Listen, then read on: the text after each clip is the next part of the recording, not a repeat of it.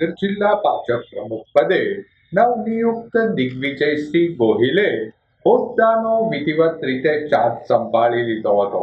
શહેરના Moti Bagh town hall ખાતે ભાજપના આગેવાનો કાર્યકરોની બહોળી ઉપસ્થિતિ વચ્ચે પદગ્રહણ સમારોહ યોજાયો હતો.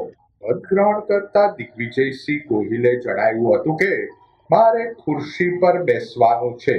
ખુરશી મારા પર ક્યારેય નહીં બેસે તેવી એટલે હોદ્દાની સભાનતા અંગે ખાતરી આપી હતી.